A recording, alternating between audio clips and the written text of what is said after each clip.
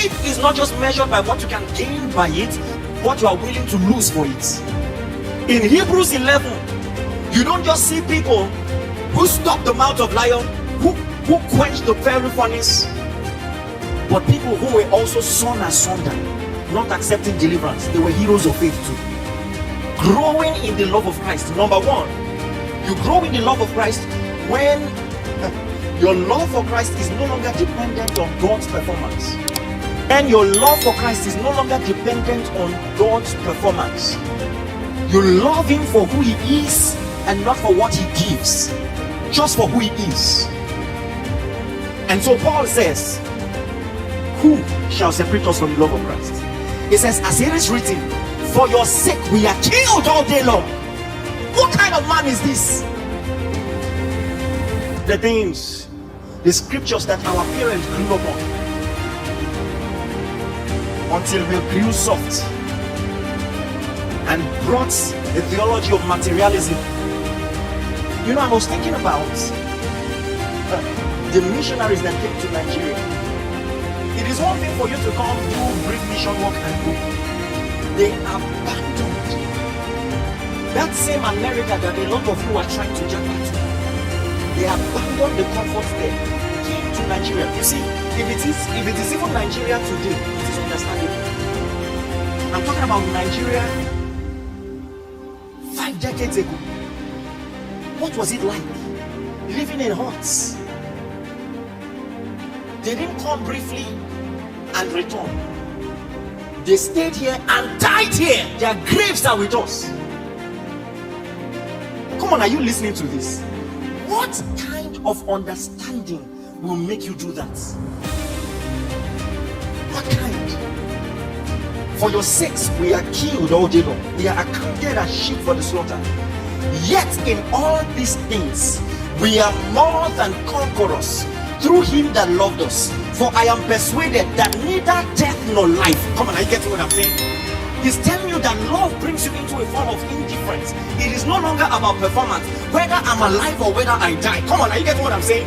He's saying that even if the circumstances are in opposition, either life or death, my conviction will not change.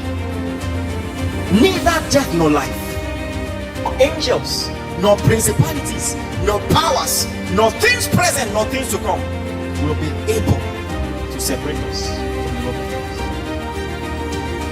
Imagine you walk in Apple and you want to sell the product to someone, and you're saying this product is so strong. Even if it falls in water, as long as you leave it there, you bring it out, it's going to survive. Even if it falls on the ground, it's going to survive. Now, part of the things that define quality is that we factor in whatever can bring it to harm or damage. Are you getting what I'm saying? And so when Paul looks at the quality of the Christian and says, neither death. When he was talking, he had not yet died, but he knew that death will not be enough to make him change his conviction. Guess what? What he said, he proved it. He said it ahead of time. He said it ahead of time. Neither death nor life will be able to separate us from the love of Christ. Listen, God heals, but that is not the object of our faith. That is not what defines our faith. Are you getting what I'm saying? The doctor has given you a verdict that in so amount of time you may die. We believe that God heals. Yet he says even death cannot separate us from the love of Christ.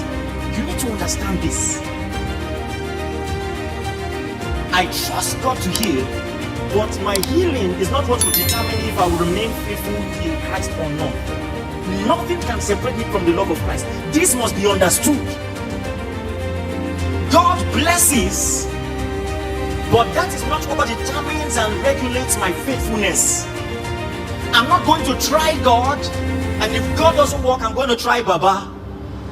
Are you getting what I'm saying? It's God or nothing here. Are you listening to me? God nothing. No other choice. No other way for me and for my children forever. Are you listening to me? And nothing can separate me from the love of Christ.